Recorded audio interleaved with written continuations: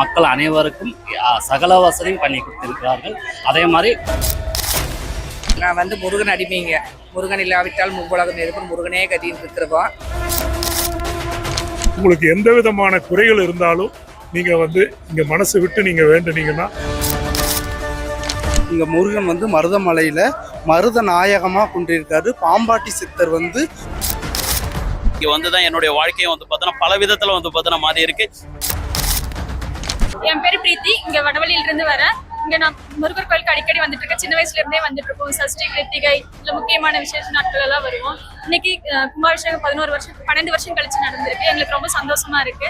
இது கவர்மெண்ட் நல்லா சப்போர்ட் பண்ணி கொடுத்துருக்காங்க. ஃபெசிலிட்டிஸ் எல்லாம் நல்லா பண்ணி கொடுத்துருக்காங்க.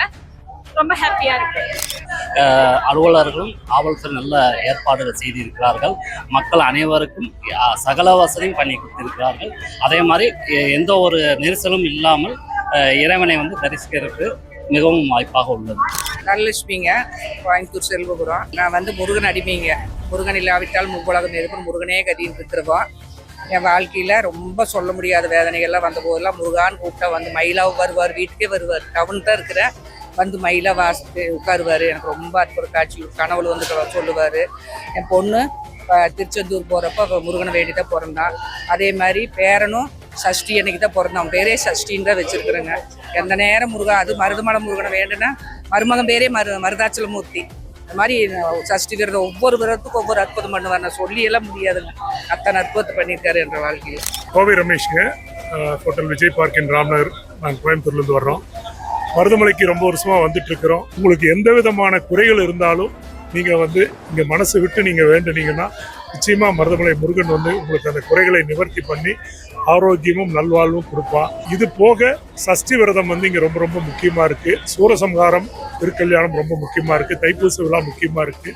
இன்னைக்கு சிறப்பாக கும்பாபிஷேக விழா நடந்திருக்குது. நம்மளுடைய இந்து மக்கள் அனைவரும் மருதமலை முருகனை வழிபடுங்க. வாழ்க்கையில மகிழ்ச்சியா இருக்கு. என் பேர் முத்து. நான் தேனி மாவட்டம். இங்க நான் கோயம்புத்தூர்ல ஒர்க் பண்றேன்.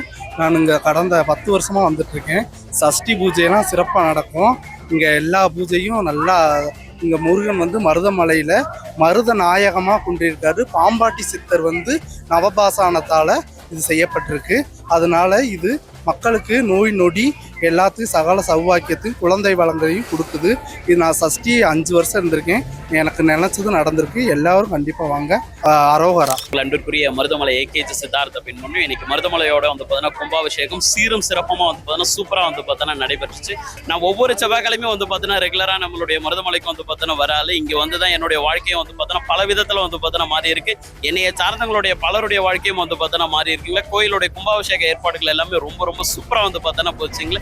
ரொம்ப சூப்பரான ஏற்பாடுகள்லாம் பண்ணியிருந்தாங்க. காவல்துறையை இருந்தாலும் சரி, இல்ல இங்க இருக்கக்கூடிய அரங்காவலர் இருந்தாலும் சரி, இல்ல இங்க இருக்கக்கூடிய ஆபீஸும் இருந்தாலும் சரி, ரொம்ப சூப்பரா பண்ணியிருந்தாங்க.